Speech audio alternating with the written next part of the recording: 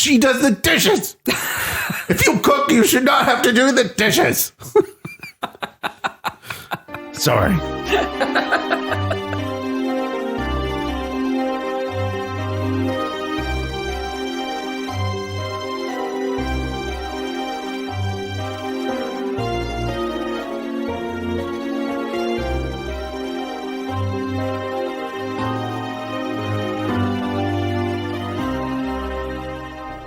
Hey, Maniacs. Hey, Maniacs. It's Midsomer Maniacs. Midsomer Maniacs is a recap podcast dedicated to the ITV series Midsomer Murders.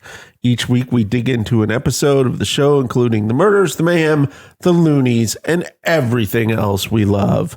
And boy, do we love this episode. Yeah, I'm Sarah. And I'm Mark.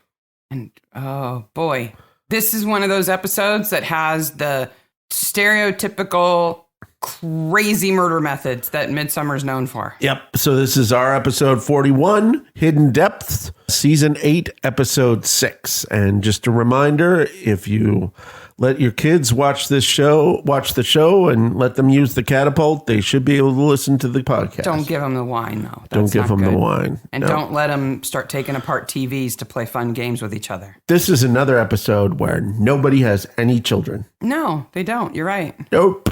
And psychopaths. Looney McToonies. All right, off the top, you want to talk about the Global Top 50, though. Yes, so the Global Top 50 dropped another 5 episodes this week. 34 is Orcus Fatalis. We know all about that one. Oh boy, did we ever. We did that episode and we got secrets coming. Yeah. Yep. Vixen's Run is season 9, episode 3. That's number 33. That's with Mr. Toad and all his wives. Yeah, that one's coming that's up. I really like that episode. I do too. It's fun. Garden of Death, season 4, episode 1, with the second Barnaby as the gardener and his hooch. Yeah. And he inherits everything. Was it Scumble? No. Scrumpy. That's the episode where we started What Happens After the Credits, because he inherits everything. Fisher King, season 7, episode 3, Crazy Young Sherlock Holmes.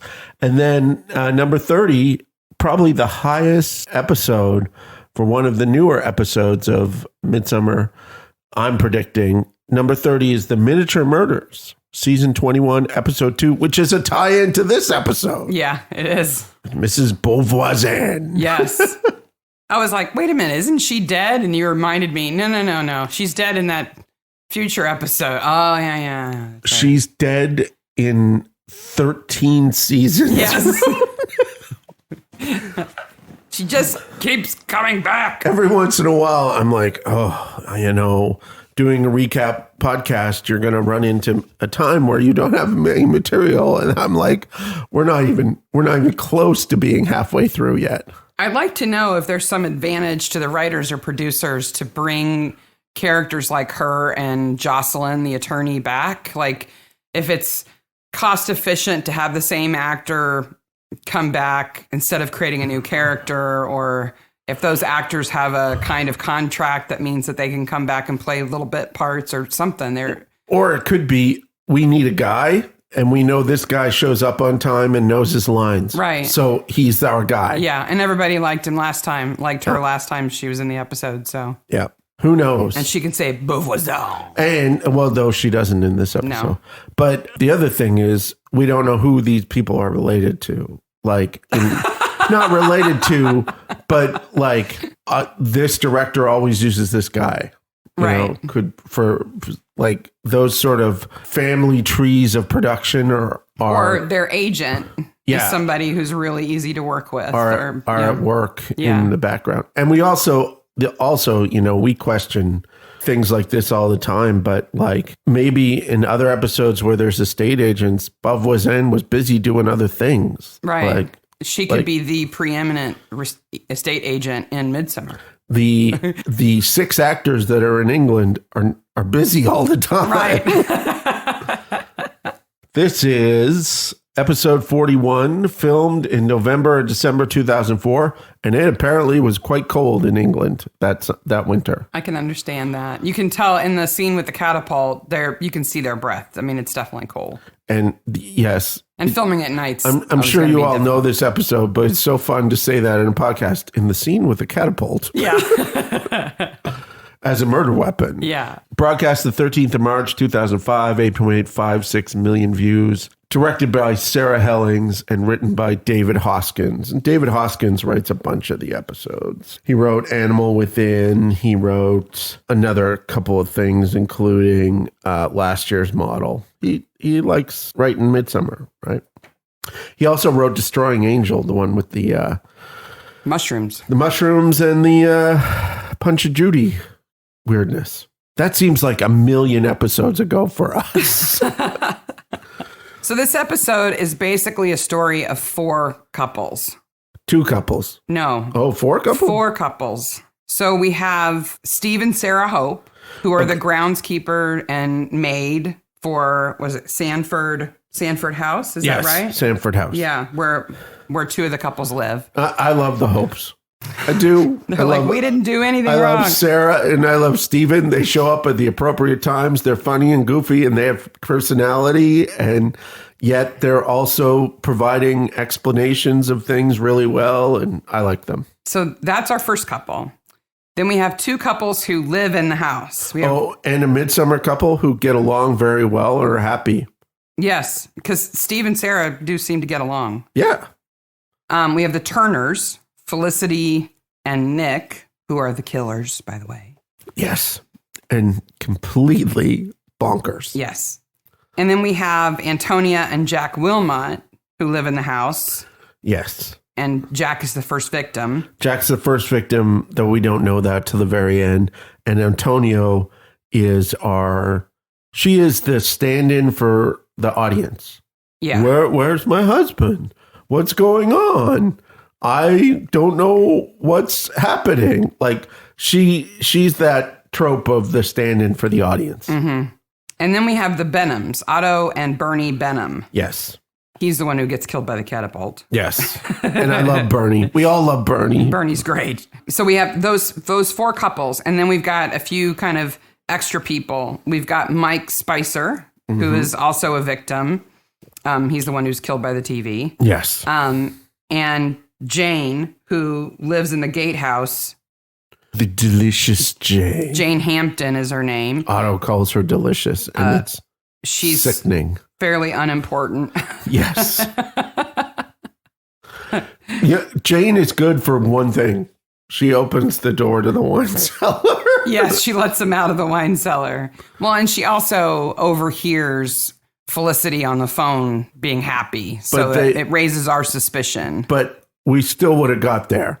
Yeah, but it's kind of a little hint to the audience that there's something more there. So we get to feel like we know something. But if Barnaby and Scott and Antonio were still in the cellar, well. It's Antonia. If you keep calling her Antonio, people are going to think Banderas is in the cellar with them. I keep calling her Lady Felicia. Because that's what the part she plays on Father Brown. Yeah. So. All right.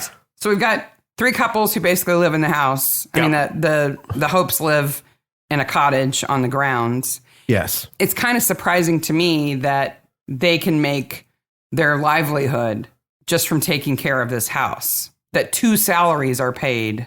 Now, they may get their cottage for free, too. The grounds are pretty big. They are, but still, I mean... But that bench doesn't need the work that he's putting into it. That's a lot of money being paid towards them. Well, he also takes care of the cricket ground, remember? That's true. So maybe he makes a little money on the side. Yeah. And she might clean other houses. I don't know. She might.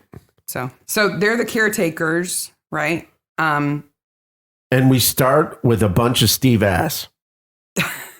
Yes. It's a big old close-up of Steve's ass. And he's got jeans on that only have one back pocket. Yeah, that was weird. They're like mom jeans. And she takes a big old hand of mom jean ass. It's fun. They do like each other. Yeah. That's nice. Antonia and the dialogue between them is really good there. Yeah. I like it. I think so too. Yeah. Antonia and Felicity are having coffee. We're to understand that One of them lives on the second floor. One of them lives on the first floor, or ground floor and first floor. Sorry. No, UK. The Felicity and Felicity and Nick live on the third floor. Okay. They live upstairs. Yeah. Antonia and Nick live on the ground floor. Yes. Who lives on the middle floor? I don't know. Okay. So I'm not crazy that I don't know. No. Okay. No, I don't. I think they might mention it in passing, but whoever it is, they're not there. Yeah. Right. Sucks to live on the third floor. You got to go up those stairs, especially when she looks comely at you. Hey, baby. Hey, baby. Yeah, Antonia seems like such a nice person, and her husband is a jerk in every way. Yeah. Not only does he take Jack for a whole bunch of money, but he flirts with everybody apparently, and is willing to take Felicity up on an offer. He follows her to the attic. I talk about that in the after the credits, how Antonia is left with disillusionment. She's better off. Yeah, she is. So they're sitting there having their coffee, and Nick falls from the roof. Ah! Splat. Slow motion Steve. Running across the grass. Yep. Now, of course, we find out later it's not really Nick, it's Jack. No. It's Antonia's husband who's actually dead. Yes.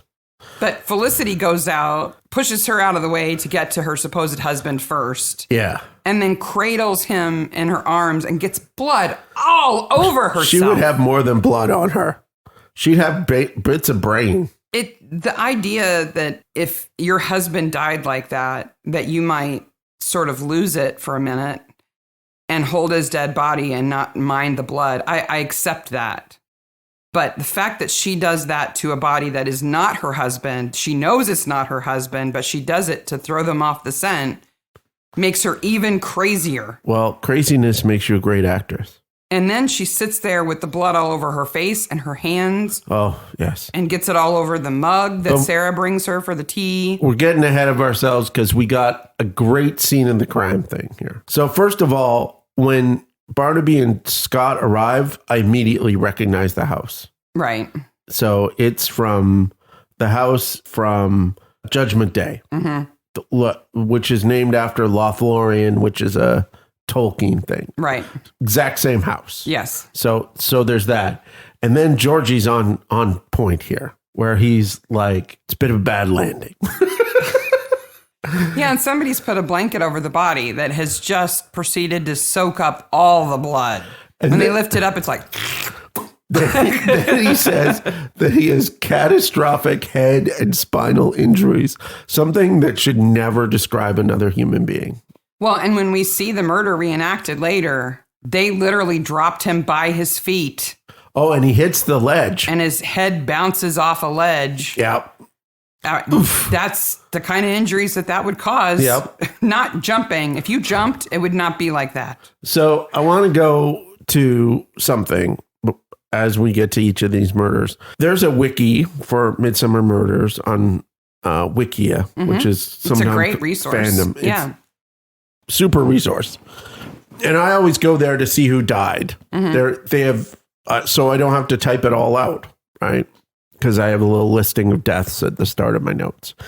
And usually they're like, dude gets hit with shovel. Shot with rifle, yeah. Right? But this episode, they outdid themselves. So this is not my writing. I don't know who did this, but we'll put a link in the show notes. Yep. So Jack Wilmot lured to the attic of his house, knocked unconscious with a cricket bat, stripped and dressed in identical clothing that Nick would wear in the morning. Then he is gagged, tied up, knocked out again, and finally dropped from the roof headfirst onto a stone patio to make it appear Nick committed suicide. That is a beautiful description of what happens. Concise and correct. Yes. Splat.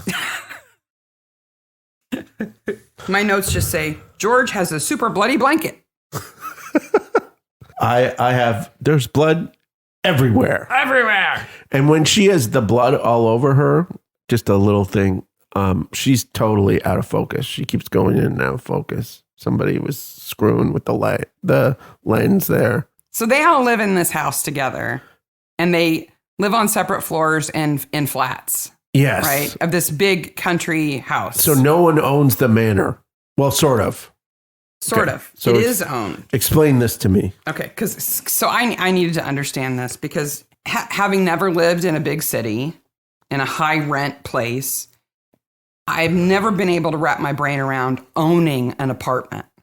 Yeah. Like the fact that you would own part of a building, even semi-detached, I don't quite understand. Like if I own my house, I can knock that wall down. No, I can't because it's attached to my neighbor. Yeah. Just that idea. So when I lived in Toronto and worked in big buildings downtown in software, almost all my friends had condos. They owned. And they described it as that you own from the primer out. Yeah. Which I just can't. I have trouble wrapping my brain around that. Like, I understand it as a concept, but why you would ever want to do that. But I realize that there are places where you don't have a choice, right? If you're going to own something, get on the property ladder, not just rent, that's what's available to you. You live in London, you're not going to have a freestanding house unless you're a bazillionaire. Yeah. Right? So Peter Blagden, Anthony Blagden. So he's the money brother. Yes. Who we never see. We never see either of them except for one picture. Right. But he has the freehold on the house, which means he owns the land. Okay. And the buildings. Okay. Okay. So we are freeholders of our home. Okay. We own the land and the sky above it and the land below it. Okay. Right? So if I want to dig a 40-foot hole, I can do that. You can. If you want to put up a big tower, you can. Right? Excellent. So a freeholder we're familiar with. But what they are, the Turners and the Wilmots, are leaseholders. Okay. But they're not renters. Okay. A leasehold in the UK and most of the EU means that you only own part of the building. Okay. So they own the rooms within their flats. So the primer out. Yeah. But those leaseholds, you can get a mortgage on. Yes. Okay? Yeah. So you get a mortgage, but the leasehold can be anywhere from 90 years to 999 years. Wow. So the freeholder gives somebody a leasehold, says, I'm going to sell you part of this building, but only for a limited time. Okay. For, say, 150 years, it's yours. You pay off your mortgage, it's still yours until the end of that leasehold. Okay. And at the end of the leasehold, it might be able to be renewed or lengthened or renegotiated. But even if you've paid off your mortgage in full, when the leasehold expires, the property goes back to the freeholder. Oh, so how to screw your grandchildren in one foul swoop. You could own it for 80 years, mortgage free, if you paid it off. And at the end of that 80 years, you will have nothing to show for it. And the landowner has got to be like, yeah, that lease is up.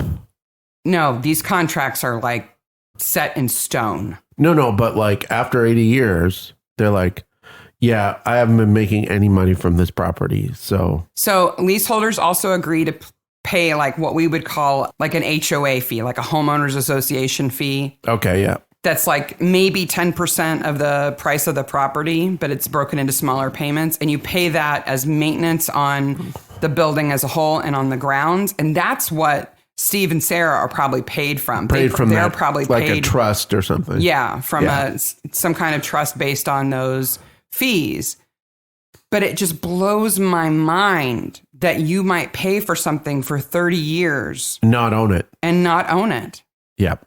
So I looked online and I did find one such property that is in Oxfordshire. Yep. It is not, it's a bit fancier than the properties that we see in this episode. Okay. In that the home itself looks a bit older and there's a bit more amenities as far as I know to the grounds. Yeah. But it was like 3.2 million pounds and advertised That's a chunk of change. That the leasehold was 95 years. 95 years. So let's say I sign a leasehold for 150 years, I pay off my mortgage and I decide to sell and I sell to you and it's only got, I don't know, let's say I live to be a ripe old age and it's got 80 years left on the leasehold. Yeah. You may not be able to get a mortgage. Oh. Because 80 years on the leasehold is too little for a mortgage broker to think it's worth it.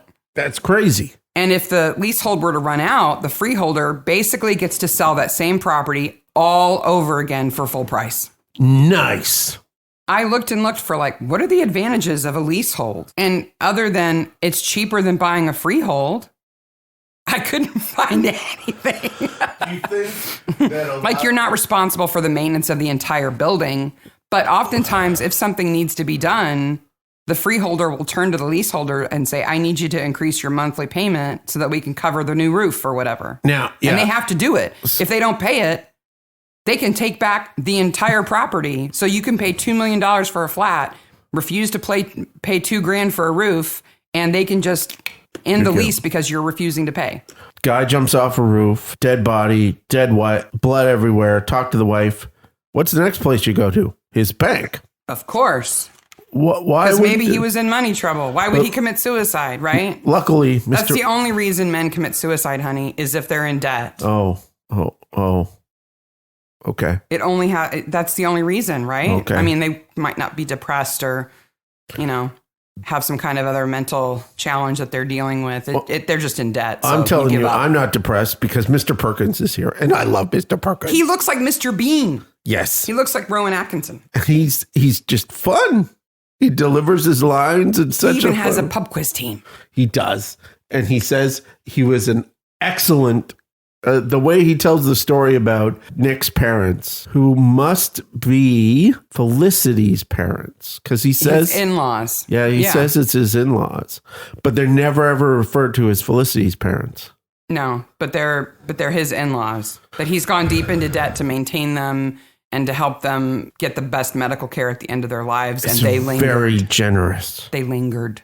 So, But that's what the NHS was for. So this is, of course, above and beyond NHS. Right? It's private. Like it's private care. Yeah. So Richie Rich. And I joke about the NHS. It's wonderful. Yes. I wish we had that system. I'm telling you, moving from a country that has universal health care to moving to one without universal health care, I've been here 21 years. I've been here. It's still weird to me. Yeah. But I also know, as good as that system is, that if you have the money, you can pay for preferences. Yes. I want my relative to go into this retirement home rather than that one, or sooner rather than be on a list, or, whatever that inconvenience is. Otto Bennett has been casting aspersions. Otto is... unlikable? Yes. That's a good way to put it. He's horrible. I would not want him to be my lawyer. I wouldn't want him to live in the same county. I wouldn't want him to be my neighbor. I certainly wouldn't want to be married to him. No. I certainly would not want to be his friend. Antonia's husband has not returned. Antonia Banderas. And she's so upset she's lying on the floor about it. Oh, there's a fire. I guess. She just saw a guy die and now her husband's gone. Yeah, I could see why she'd be upset. What does she do for a living? Nothing. Must be nice. There's a big thread on the subreddit right now about whether Joyce has ever had a job. Yes. There is quite a long thread. It's clear that these two women are housewives. Yes. That's what they do. Yeah. And I love that Antonia says her husband leaves early and gets home early around 6:30. Yes. Like, to me, early is I get home at 5. Okay, so they go to the Crown. Now, not the Crown from the last episode, a completely different Crown. Because this Crown has pub quiz night on every Wednesday, and there's cash prizes. Yes. It's 8 p.m., and they are on question number 10. I love that Scott just walks in and goes, Indus. And they're like, oh. Does he not know what a pub quiz is? He would know what a pub quiz was. What a pub quiz is. Even if he's from the big city, the tough streets, he knows what a pub quiz is and not to walk in giving away answers, idiot. Well, maybe he spent more time with Zara. That whole storyline just... It makes him look like such a jerk. Okay, so... She's into him. Like, they make a date. Yeah, but then she changes her mind. Yeah. Okay. But this whole line that he feeds Tom about, she's the quiet type. And well, Tom's not buying that. Why does he even give that line to Tom? I don't know. To excuse him hitting on her while they're investigating? They don't know what to do with Scott. I guess not. And I don't know how they solved it with Troy, but they did. Yeah, it worked. Because Troy's my favorite. So. And Tom is clearly very comfortable in this pub because he knows Viv the bartender. Yes. So Viv the bartender, you have some interesting things about Viv, don't you? Oh, just the one that he played Corin Halfhand in Game of Thrones. Okay. If you watched Game of Thrones in the season when Jon Snow first goes over the wall and is off to befriend the wildlings to convince them to come and fight, they make him prove his loyalty to the wildlings by having him fight another member of the Night's Watch, and Corin Halfhand is who he fights. Okay. And kills. Yes. So Jack is on the team with Otto and Mike, and they're called Chateau Lafitte. Yes. And he's their sports expert. They seem like no fun at all. No, but they're highly competitive. And they do such a good job of comparing the two of them sitting there with everybody else who's there, obviously to have a good time. Oh my God. They're sitting up straight. They're critiquing the wine. This isn't doing it. I thought it would grow on me, but it's not. Oliver Ford Davies plays Otto, and Robert Dawes plays Mike Spicer. And they had a ball in this episode. They overact. I'm sure the director was like, "You're not overacting enough." Yeah. Be more reprehensible. Yeah. And they were like, okay, I can do that. Because I've seen them both do other things. Oh, yeah. Right? So. Oliver Ford Davies, who plays Otto, he's also, he plays C.O. Bibble in Star Wars. He's the governor of Naboo. Yes. I mean, he's been in lots of things. Yes. And Robert Dawes, who plays Mike Spicer, he's also he's in a later episode of Midsomer, The Curse of the Ninth. But my favorite role of his, besides this one, is he plays Tuppy in Jeeves and Wooster. Yes. And no, that's not the Newt guy. No, that's not the Newt guy. Tuppy's the one who's constantly getting engaged to girls that he doesn't really like. Yes. And they have to help him out. But Robert Dawes has also written 5 detective novels. Oh, cool. And they're all based in Gibraltar. Oh. With a female detective who's on assignment in Gibraltar. Oh, that's kind of cool. Yeah, I think it's very cool. I wonder, have you listened to any of those? No, I haven't. Because I didn't know about him until I did the research for this episode. Oh, we'll have to pick those up, and I'll put those in the show notes, too. The same time that he films Midsomer, he's playing Dr. Gordon Ormerod in The Royal, which is the role he's best known for. Yes. He plays that role from 2003 to 2011. And that's about the Royal Hospital during Victorian times. Yeah. Right? So is the Elephant Man in that? I don't know. It would be the right time. Yeah. But I mean, he's in 86 episodes of that show. Oh, wow. So they must have done this in the off season of that. Because he's a main character. He's in every episode. So. Yes. Pub quizzes. We long for a pub quiz. We do. We wish we could go outside to a pub. Before COVID-19, at least a couple times a month, we both said, I wish we had a good pub. That's the downside of living in a college town, is all the bars are really geared towards college kids. Yeah, and I have a good friend who I play board games with on a weekly basis who doesn't like trivia. He doesn't like trivia games at all. He hates them immensely. And I'm really good at trivia games. I think it's secretly that he doesn't want to lose to me. Or not be able to contribute to a team. Yeah. To actually have something of value to contribute. I don't know. Yes. So when do you think pub quizzes were made a thing?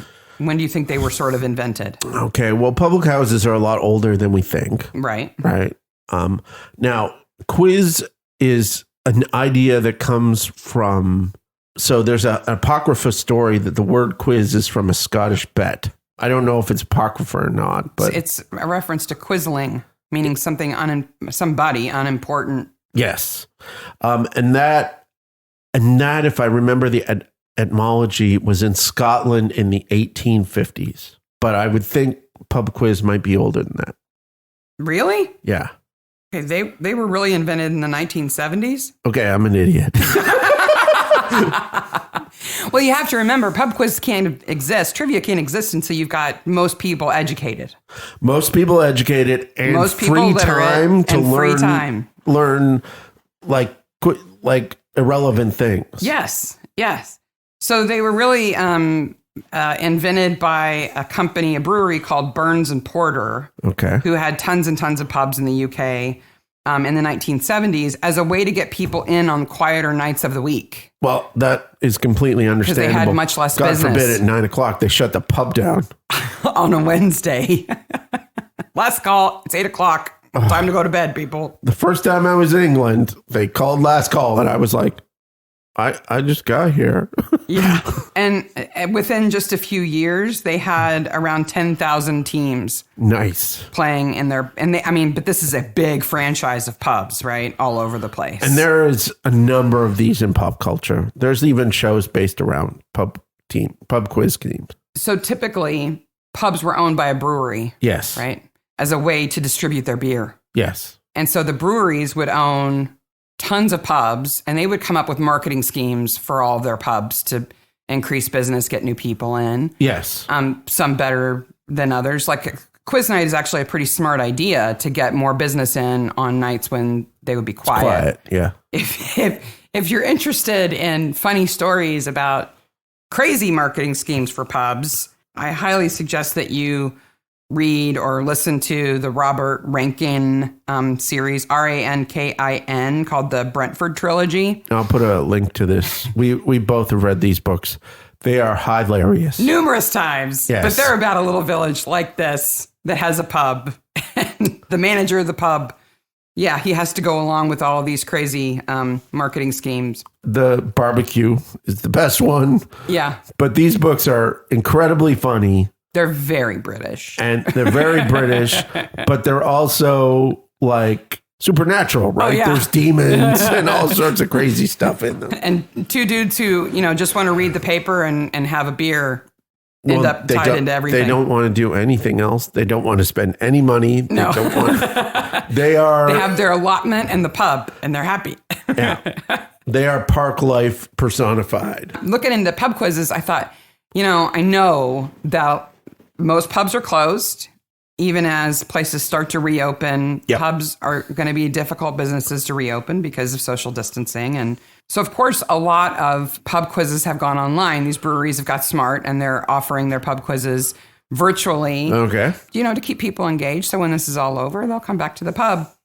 Well, it's serious business for some people. Oh, yeah. Well, some of the because each team pays to be part of the pub quiz, and then they get a fraction of that as a prize. Yeah. So in the magazine, they talked about one pub quiz. You can win $500 a week, £500 a week. That's a serious pub quiz. Yeah, it is. And then another one, you get 5 bottles of wine if you win. Wow. I'm like, I need to get on a pub quiz team because my brain is full of useless information. Well, there's a virtual pub quiz going on right now that I really think people should check out. It's called Jay's Virtual Pub Quiz. Okay. We'll post a link to it. They've raised £93,000 so far for the NHS. Wow. Anything to help with the NHS. Yeah. The guy who started it set out to raise $15,000, and he's now raised £93,000. And Stephen Fry even guest hosted one night to raise money for Alzheimer's research. That's fantastic. But when I looked at the times for people in the US, it's a bit difficult. So on Thursday and Saturday night, they stream, because it's live, right? Yeah. They stream at 1950 BST, which is 2:50 in the afternoon, our time. Okay. EST. That's not too bad. But they also have specialist rounds nearly every day of the week. Okay. That are at 10:30 BST, which is 5:30 in the morning for us. Oh. Yeah, no. But the specialist rounds look interesting. They're like literature, TV shows, 80s music. I should look into that. They'd be really fun if you're willing to get up at 5:30 in the morning. Well, I get up at 5:30 anyway.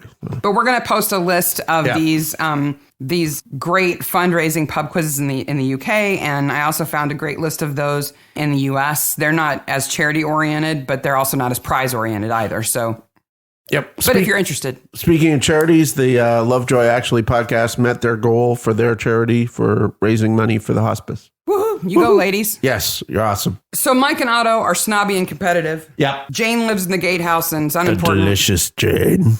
Antonia hears a noise in the basement. Yeah. And then we get to go to Otto's house. Otto's house is just so awesome. He's got a chariot. Parked by the chariot. He's an amateur archaeologist? I guess. Or is he just into Roman history in Britain? Gentleman archaeologist thing again. He's really into Roman Britain. It all looks like cheap schlock. Yeah. It's all recreations. And like she says. Well, yeah, if you had a period amphora from Roman Britain, you wouldn't keep it in your yard. Otto says, so Bernie says that he has like a museum. So I bet you he has coins and stuff like in Yeah, cases. we don't see inside of it, but we see that it's like in the garden, right? Yeah. And between the garden and the house is his croquet pitch. Don't drive on it, lady. He's so mean to Bernie. She's in a wheelchair because she's paralyzed from a horse riding accident. And he's like, well, it'd be different if she was, on her feet in some soft-soled shoes. But I just want to go, just ram him. Just ram him with your car, with your wheelchair. Just hit him. The people who kill people in this episode are insane. They're serial killers, okay? But it's not as upsetting to me as the fact that she makes him dinner and then does the dishes and he just goes and smokes a cigar. I become apoplectic. Doesn't even say thank you. No. Nothing. She does the dishes. If you cook, you should not have to do the dishes. Sorry.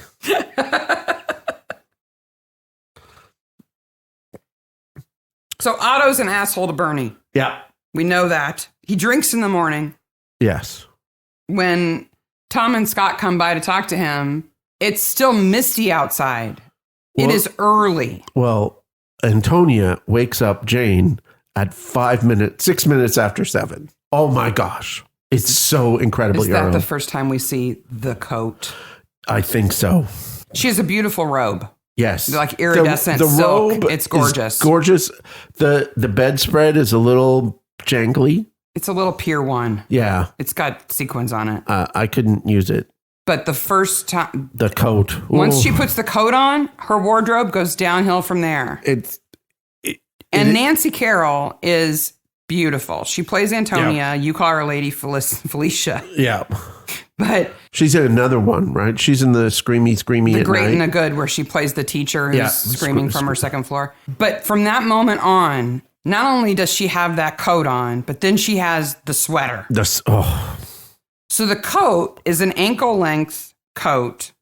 Both of them look like clothes designed by children's drawings. Yeah. And I think it's meant to be very expensive. It has, I think, what is supposed to be faux fur on the collar that is green. It looks like grass. It's green. Grass. But the outside is like a suede. Yes. And then you see the back. Where it's got like an exposed seam that's showing that fur from the inside out on the outside. But then they've just taken some like rawhide straps and like sewn X's across it.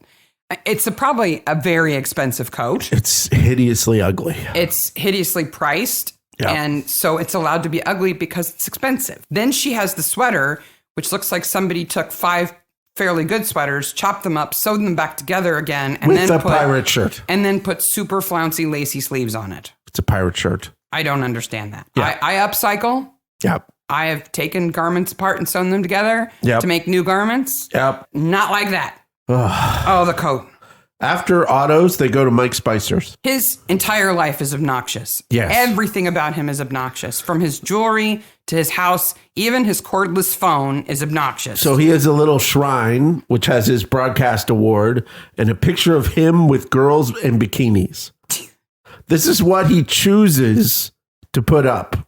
And a giant picture of his own face. He has 2 giant pictures of his own face. He's reading the stage paper. There's a giant star with the logo from his show on it. Yeah, but the logo looks like it was printed on somebody's printer. Yeah, it totally and was like printed. taped to it. Yep. Well, they use the same. I'm pretty sure they use the same paper later on. It's not like from the set. No. Because he used to be a game show host, right? Yep. Quiz of Your Life? Is that what it was called? It was called Game of Your Life. Game of Your Life. The same picture of the girls in the bikinis is on the wall. So he has this picture twice. It's the exact same picture.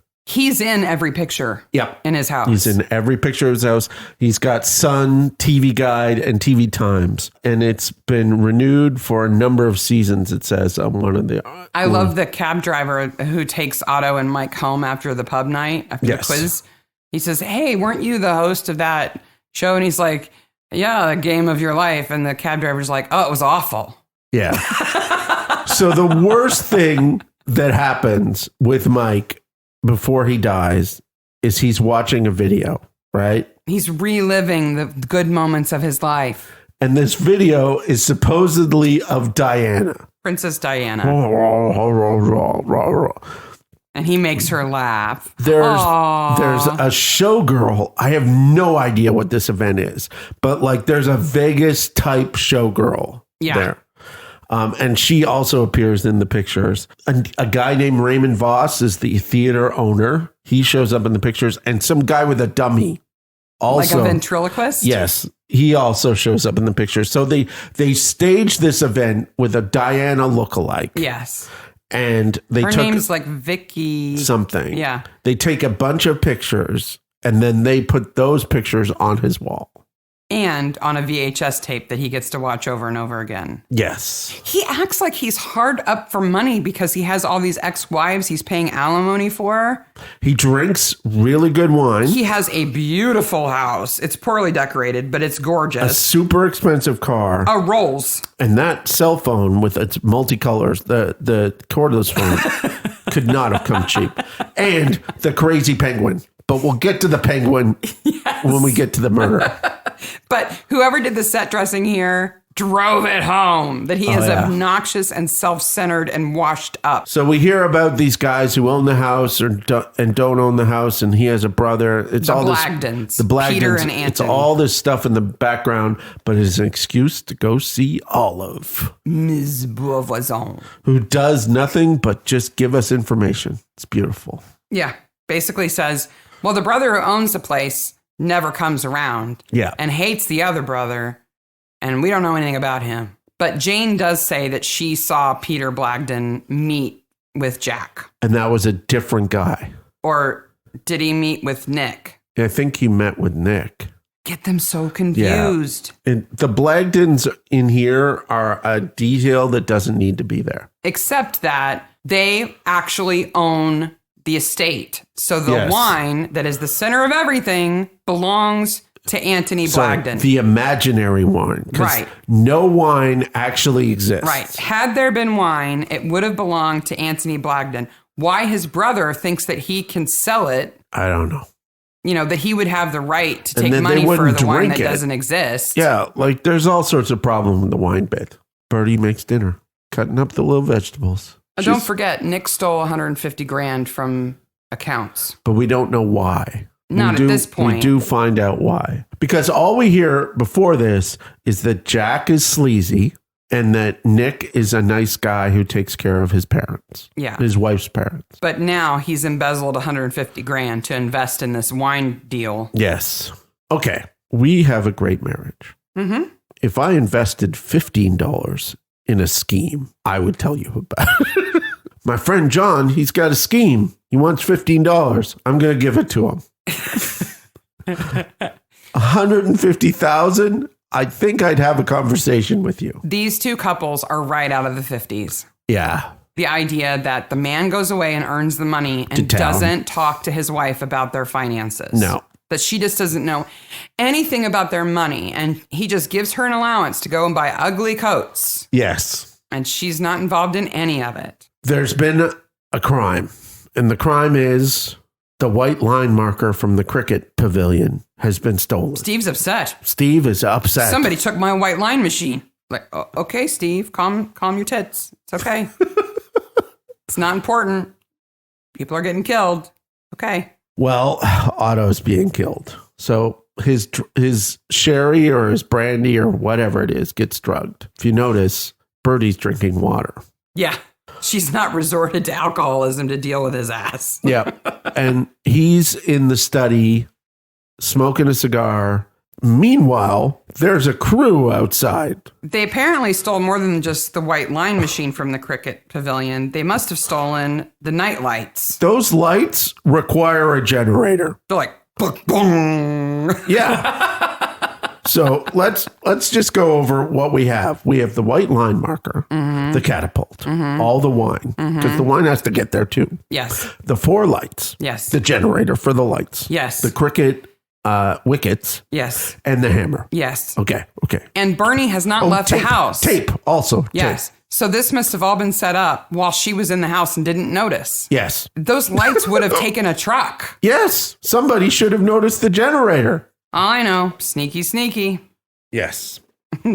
So Otto goes outside and falls inside the most perfectly drawn white circles ever. He does. You could not draw those white circles the way that he is shown drawing them. This is Nick, who is insane at this point. Yeah. So he's doing all of this over $150,000. Yes. And this murder that happens that he's not going to get back requires an enormous amount of planning, right? Yeah. You got to rent the generator. You got to bring the lights. Or steal it. You got to bring the lights. He's got to bring all that wine. Which means he needs a trailer. He's got a vehicle. No, the wine is all Otto's. So he gets it out of Otto's cellar. Oh, that's right. And but puts it in the wheelbarrow. Like Otto doesn't lock his cellar?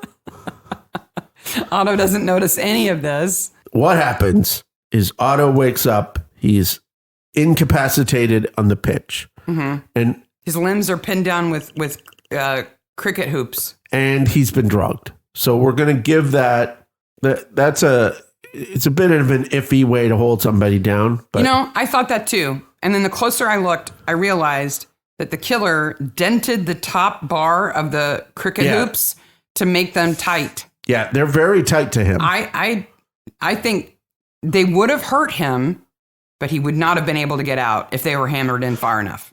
He certainly doesn't have the leverage that people think they do. No. Plus, he's been drugged. Yeah. And he's drunk. He's drunk. The killer then takes a catapult and throws wine at him. After duct taping Bernie to her wheelchair and positioning her in front of an upstairs window. Yes. At first, we have to assume there's an elevator in the house. Yeah. And at first, you're like, oh, Bernie's going to buy it. But no. Bernie's going to watch. And she says 5 degrees to the left, which is one of the greatest Midsomer lines ever. Oh, that's not even her best line. Oh, I know. I like other lines that she says, too. Her best line is when she's talking to Tom and Scott about having to witness Otto be killed.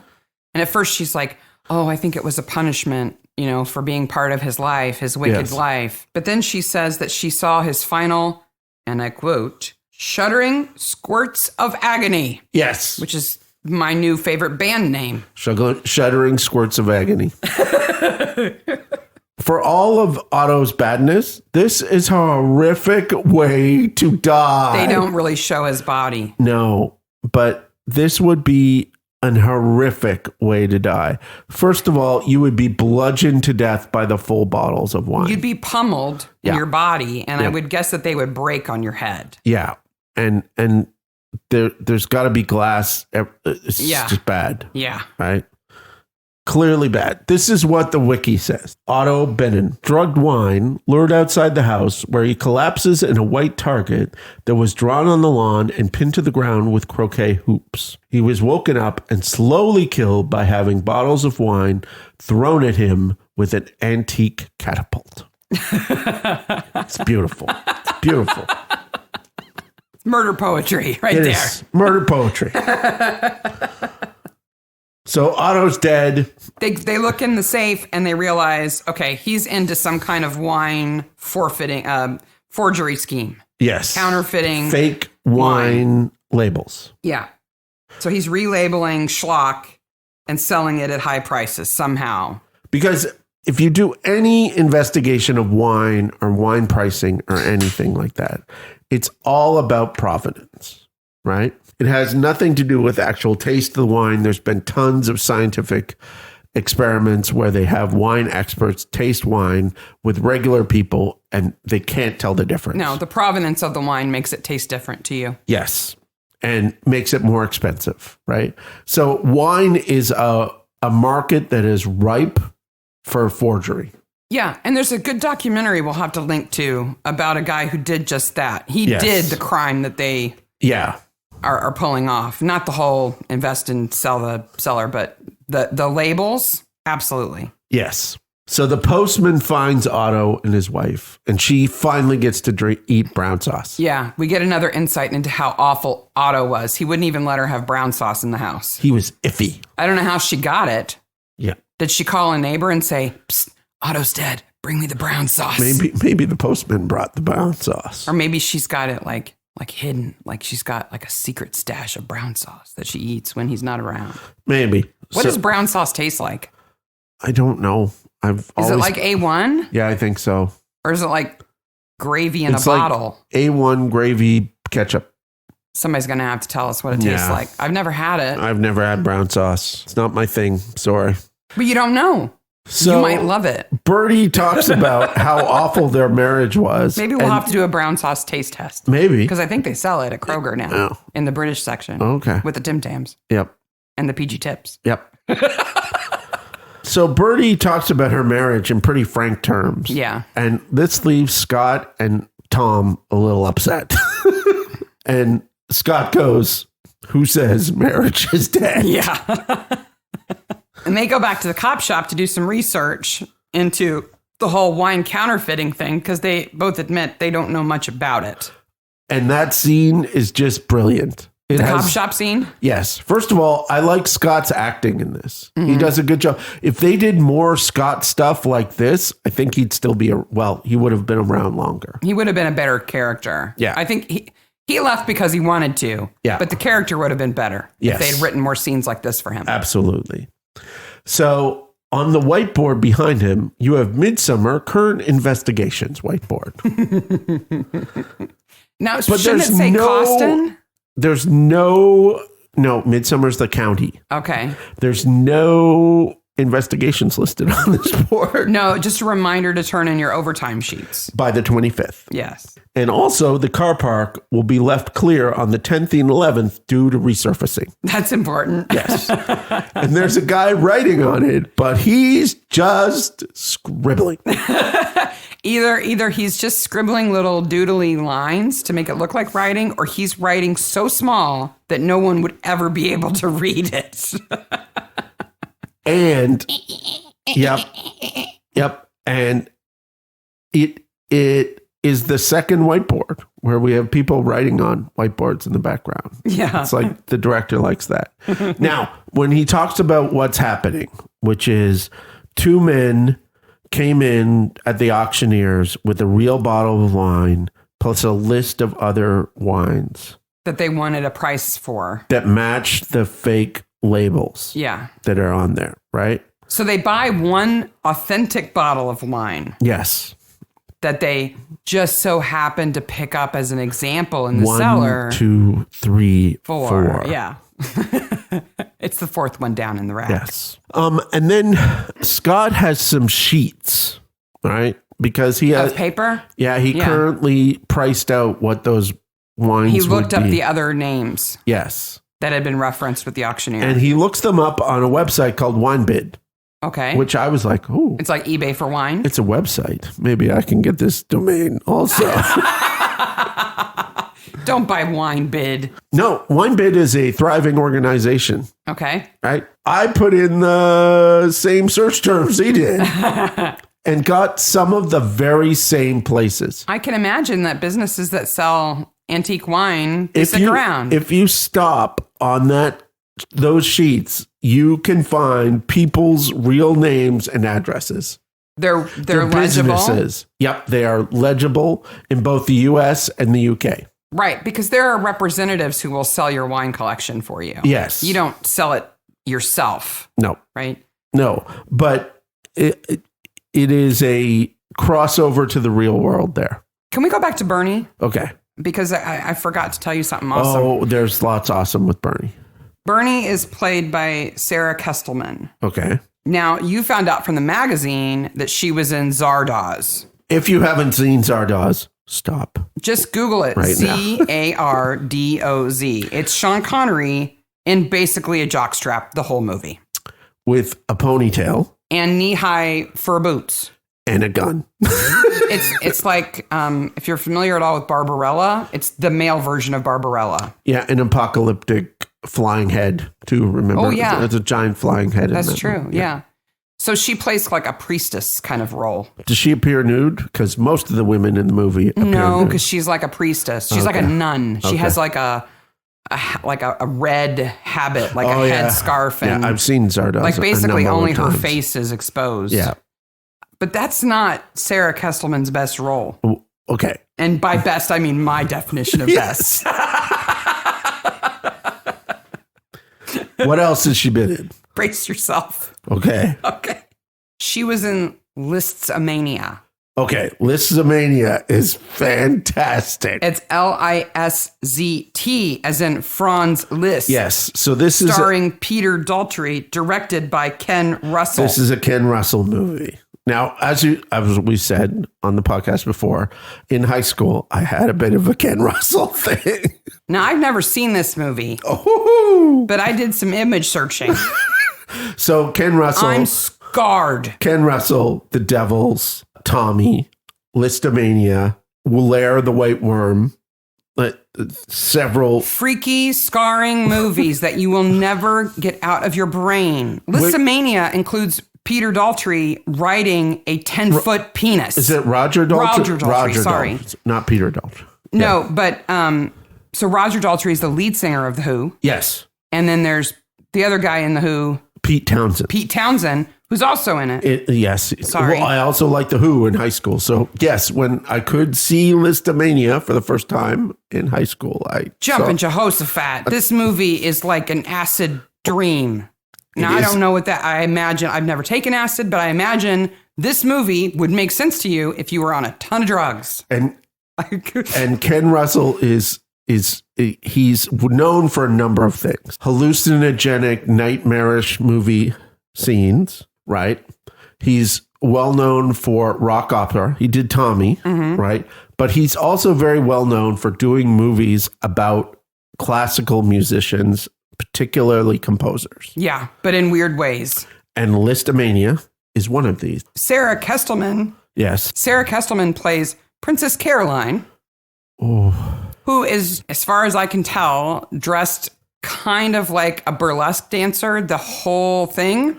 Oh, yes. Except she has like a group of backup dancers that sort of look like Nazi burlesque dancers. Yep. And spends a lot of her scenes reclining in a giant mouth. Yeah, I remember this now. We'll link to a few of the images. And then you'll go, that's Bernie? If you want to take a walk on the wild side, Listomania is definitely a place to go. But we are not responsible for the damage that it does to you. I'm not going to watch it. I've seen enough pictures. I know to protect myself from this movie. As far as I know, there's never been a Ken Russell Film Festival, and I think there's a reason. You wonder why. You don't have to wonder why. There was one picture I found that Sarah Kestelman is in. Her character is in this photo, which is the only reason I looked at this photo, where Roger Daltrey, as Liszt, is standing drinking water that is shooting out of the breasts of a statue. Yeah, I remember that part too. Yeah. And then there's the giant penis that he rides around. And I don't I'm pretty understand. sure. Well, it's not historically accurate. No. Nope. It's not a biopic about Liszt. No. It is a fever dream. I didn't want to miss that. Yeah. I didn't want to forget to mention that. And Lucy Russell, who plays Felicity Turner, was in Christopher Nolan's first movie, The Following.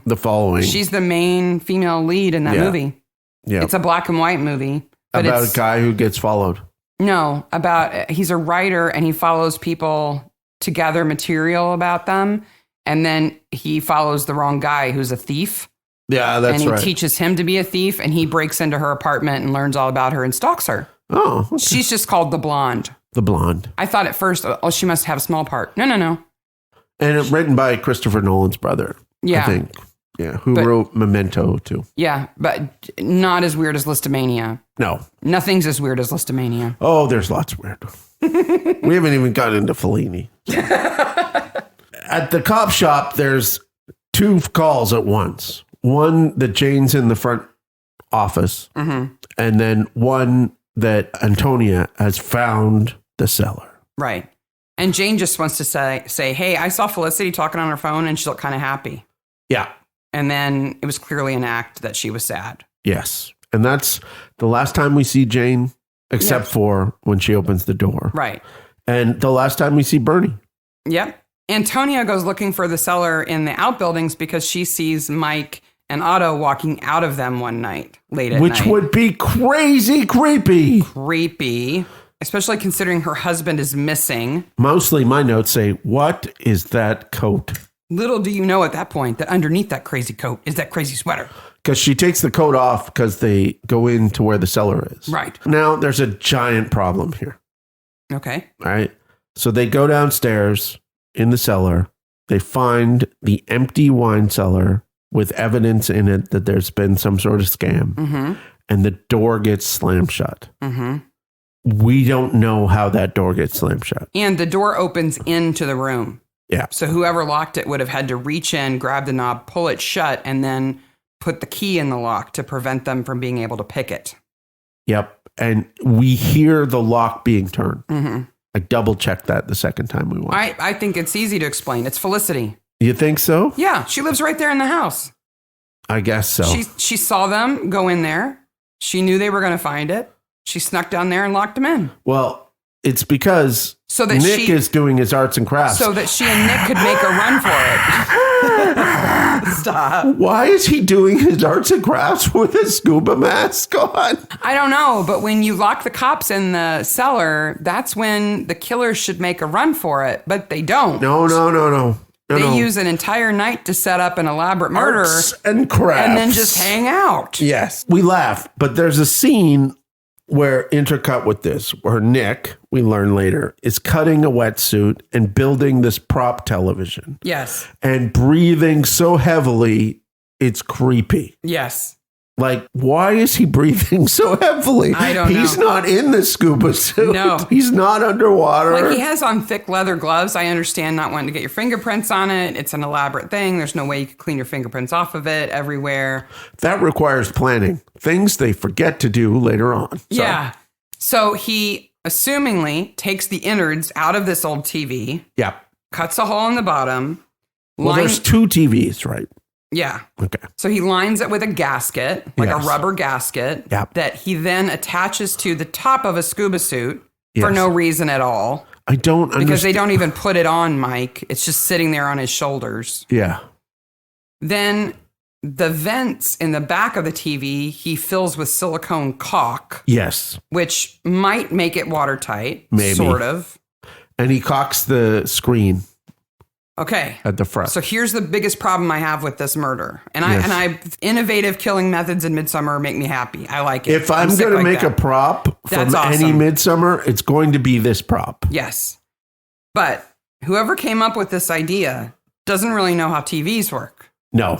Because that TV is old enough that it would have a great big picture tube. Yes. And the glass on the front of the TV would actually be the front of that tube. Would not be flat and square. No, it would be round. Yes. So, and nearly impossible. I watched a few too many YouTube videos. Yes. Of people turning old TVs into aquariums. Yes. And trying to maintain that curved glass on the front. Yes. By separating it from the rest of the picture tube, which looks like a great big light bulb sort of with a sort of flattened front. It's an electron gun. Yeah. If you want to be technical. You're so nerdy. I thought I was nerdy. It's a cathode ray tube. Yes. You can separate it, but the guy I watched had to do it about 7 times before he was successful. So we must assume that Nick takes the tube completely out of it and replaces the glass with another piece of glass. Where did he get the glass? I don't know, picture frame. Where he got the lights. Yeah. And the generator. And then puts the whole thing on a pulley. Yeah. So he can lower it. Yeah. Onto him. It must be heavy.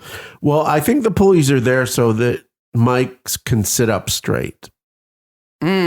So to support its weight. Yeah, because Mike would fall over instantly if he had to support the weight. And if he could fall over, he could pour the wine out.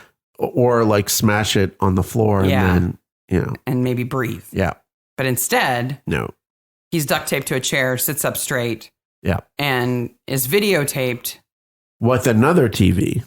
Yes. Answering questions or not answering questions. And when he gets one wrong, Nick pours a bottle of wine into the TV tank until he can't breathe anymore. Okay. So this is how the wiki describes this murder. The wiki says, Mike Spicer, knocked unconscious with a pan, tied up and with his head put in a modified TV set. Then he is recorded and forced to take part in a Q&A with each wrong answer resulting in the TV set being slowly filled with wine. Wrong answer being in quotation marks there. Eventually drowning him. The game was named Mike Spicer's Game for Your Life, a pun on the show Mike used to present called Mike Spicer's Game of Your Life. Now, the title for this is created on a Toshiba computer. Because we see the killer typing it in. It beeps every time he presses a key. No keyboard or word processor ever does that. It would be the most annoying computer ever to use if it did that. But I did notice that the killer then took the time to change it to the bloody lettering font. I have that font. It's called Gore. Gore. A lot of planning went into this murder. Meanwhile, Scott and Barnaby are in the wine cellar figuring everything out except for how to open the door. How would you have opened the door? They use a shiv basically to whittle away at the wood frame that the door lock goes into. Okay. I'm going to pull my old guy card. Mm-hmm. Okay.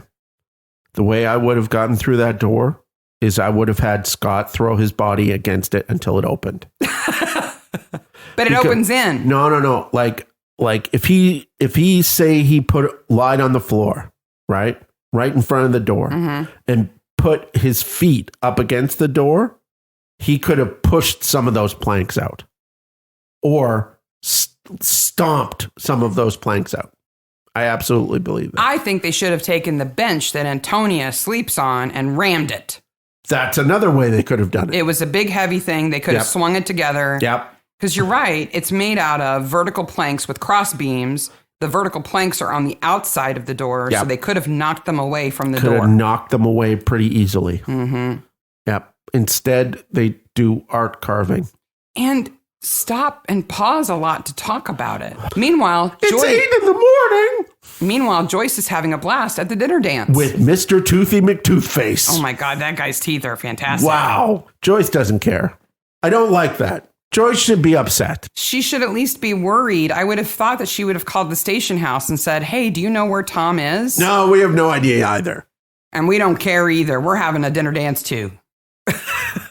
And then goes home and goes to bed. The going to the dinner dance, Toothy McTootherson, that's all fine. Okay? I'm absolutely okay with that. But if at the end of the night, Tom hadn't been there or called her, she would be out looking for him. Or at least calling the station house. At least. Who would have then realized that Tom and Scott were missing and would have been looking for them. Yes. But and the last two people who talked to them, Jane, oh, these cars are here. And Antonia is also missing. Like, let's go to Antonia's house. They would have found the cellar. I'm with you. I think that Joyce going to the dinner dance alone and having fun is perfectly fine. Yep. But the fact that she did not call the station house when she got home meant that they had to stay in that cellar all night. Yeah. It's her fault. It's Joyce's fault. The cops don't know that they're missing. Well, also she had that wetsuit to cut up.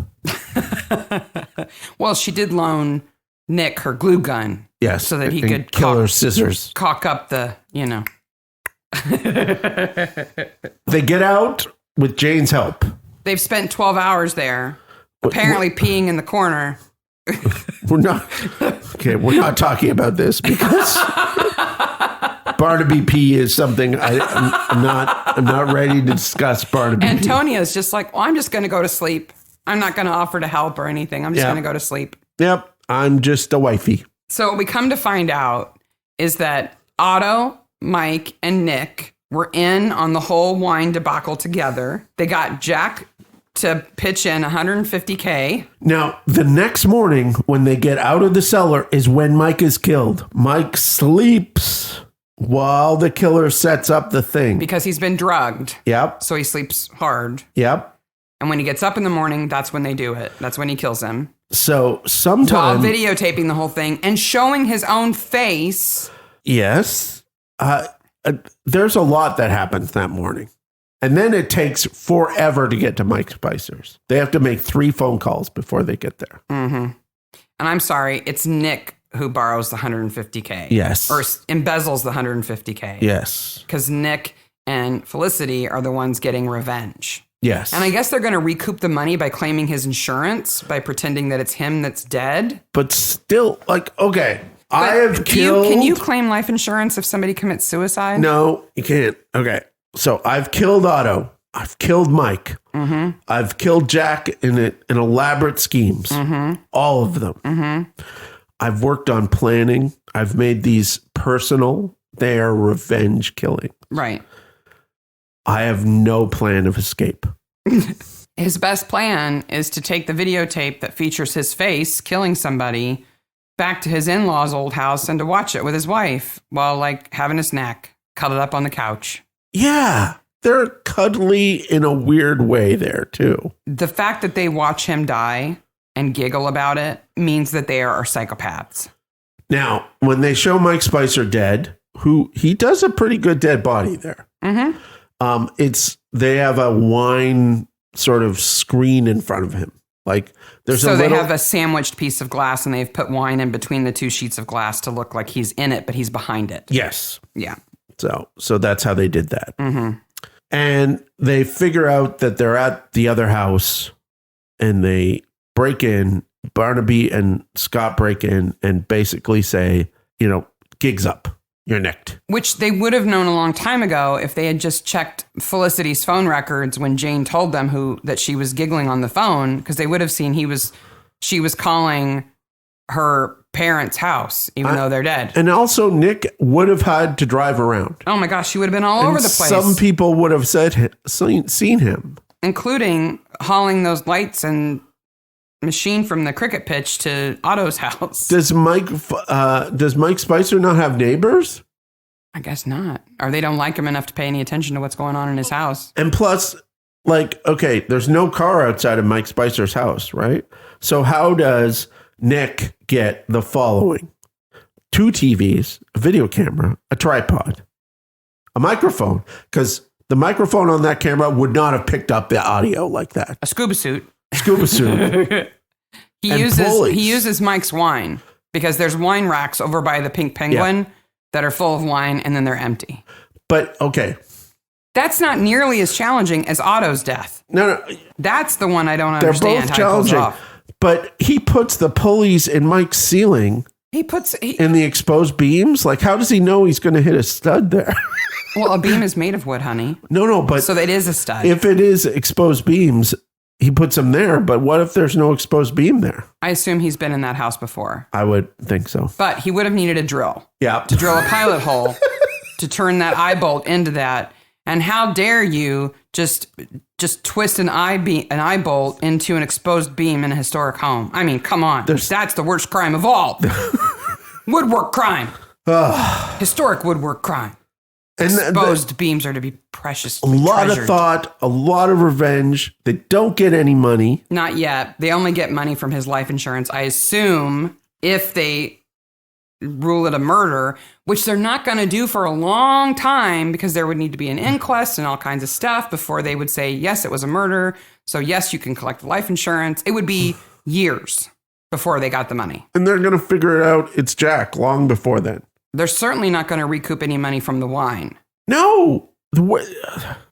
So much. And then they just sit around in Coston laughing at the video. Yeah. They are crazy people. Yeah. Crazy people. Never mind that that Jack does this whole thing of, well, I'm going to take the wine to be sold to a private collector.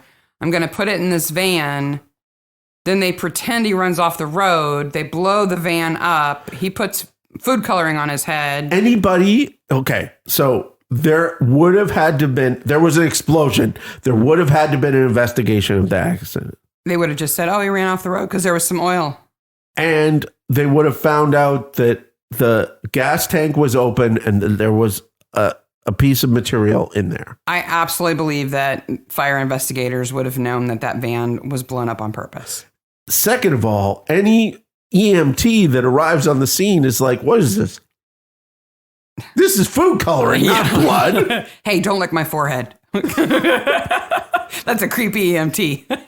It's ketchup. So all of that would have been problematic. But the biggest problem with the accident, and we've talked about this before, is the first time that we're called out to the house, Barnaby would have known that Jack and Nick were involved in an accident with Mike Spicer. They would have at least known that Nick had been involved because he must have rented that van. At the very least. And there would have been emergency services called to the scene, which means there would have been a report. Tells them about the accident. Yeah. And then they're like, oh, whatever. Accident. That can't be relevant. Like a real investigator would have investigated Bernie's accident and found out about that. That the horse was in on it? Well, no. It's just like they would have looked into the background of everybody completely. When they go to the pub night, he says he's doing background information. It's all the wrong background information. And all of these people would have had their phone records pulled. Well, the episode ends before the worst crime actually occurs. Yes. Do you know what the worst crime is? What is the worst crime? Joyce is going to make curry. Yeah. That's a monkey with a gun situation. So you don't let Joyce make curry. The magazine has a curry recipe in it, which includes yogurt. It better. And tomatoes and almonds. And I got to say, I don't like the way it's Rohan Josh. Tomatoes, but almonds, I'm not so sure about. Medium strength curry includes yogurt like the one Joyce plans to make. Sweet Jesus. Even the best made curry can be a little much on your system. She cannot make that curry. You're having curry tonight, sir. Yeah, I guess I got to get the yogurt. Tom's face. The other crime that we didn't talk about was the tininess of that catapult. And the magazine says, actually, the first catapult they tried to get was only 6 inches big. You can't put wine in that catapult. Like, did somebody misconstrue the hash marks? Like, there were 2 instead of 1, so they thought it was 6 inches instead of 6 feet? It was a Spinal Tap incident. I just wish there was footage of that. Yeah. Like, a catapult's been delivered, sir. Oh, great. Wait a minute. It's on your desk. No, they said they found it on the internet and there were pictures, and that's how they realized that was wrong. But that catapult is still teeny tiny. I think it's big enough. But no Romans would actually use it. No. It's obviously a very scaled down version, but it's big enough that Otto would have been happy with it. Yeah, I guess. It's big enough to fling some line. But he is a full-size chariot. Why doesn't he have a full-size? Because it would take up the entire yard. I guess. A realistic catapult would be like, the base of it would be like 10 feet by 20 feet. Okay. Who's the best corpse? I say the best corpse of the episode is the body that they fling over the side of the building that hits the recreation of Jack's murder. Yeah, the recreation of Jack's murder. Poor mannequin that bounces off of they must have shot that and went, oh yeah, we're keeping that one. Yeah, we're keeping that. Wait a minute, his head sound effect there. Yeah, his head hit the thing. Oh no, that makes it better. Yeah. We should keep that one. Yeah. I agree with you because we don't really see Otto's body really. No. Mike, I mean, he looks like his head's floating. It's kind of cartoony. He's like, right. Yeah, I agree with you. It's Jack. Yeah. So let's talk about after the credits. Okay. Antonia has no husband and her entire life has been a lie. Yeah. Well, I think she knew her husband was kind of a jerk. I guess so. But she's left with nothing. She has no form of support, no money. Because Jack was probably leverage to the hilt. Basically, also. her best friend killed her husband. Yeah. So she doesn't have that anymore. No, Bernie is quite happy, though. I think Bernie's fine. I think Jane's fine. I think Steve and Sarah are fine. Steve and Sarah have realized that they've been taken advantage of because they stay at Sarah's house and use Steve and Sarah's and use them as an alibi, too. Yeah. And they use him to as witnesses. Yeah. So Nick and Felicity are going to jail or the loony bin. I don't know which. Yeah. Jane has to come to terms, though, that she was in love with a serial killer in Nick Turner. That's true. Because they definitely are serial killers. Yes. They are serial killers. 150 grand is going to be upsetting. Okay. But it's not enough. It's not enough to make you the most theatrical killer in the history of Midsomer. No. Not when the 150 grand wouldn't have even been available if he hadn't already committed a crime embezzling it. Yeah. And then embezzled it just so he could be part of another crime. Like, he did that to himself. Yes, they took advantage of him the whole time, but I mean, he bought into it. He volunteered. The other part of after the credits that we haven't talked about is Jeff Martin's sucky job right now. Jeff Martin has to explain to customers that this guy embezzled money and then became a serial killer. Jeff Martin is Nick's business partner. Yes. Yes. Yeah. Mrs. Henderson, I thought I'd give you a call. You might have noticed the balance of your account's a little low. Nick did it. And you may have noticed Nick's name in the paper. Well, because of that.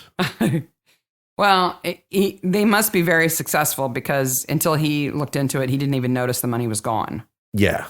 So if they're dealing with such big amounts that he doesn't notice that, I think they're all right. You know, I haven't had lunch, right?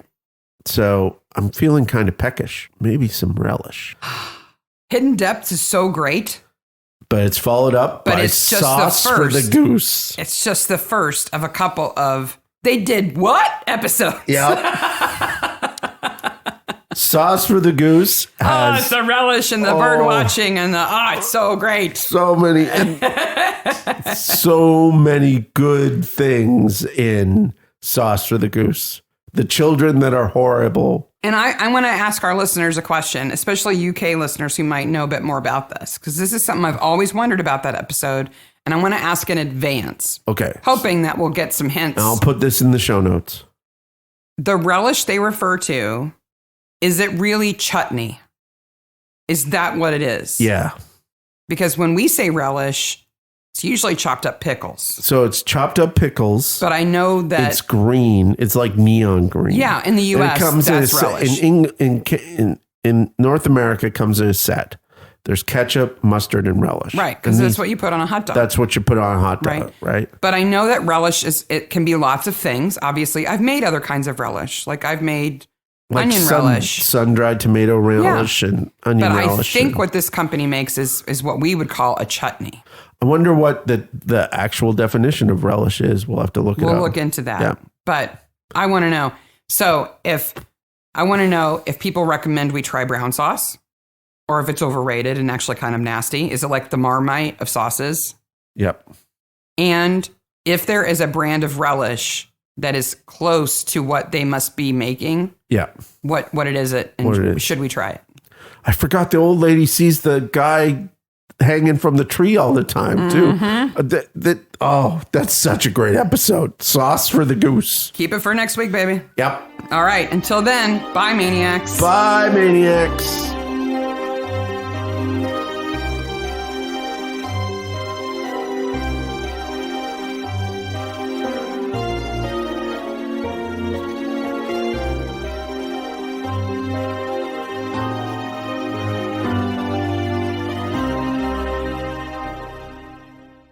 But she's not moving. It's not like she's moving into the camera and away from the camera. No, it's not. It's not 3D House of Pancakes, Felicity. It's just not best day of work for the focus puller here.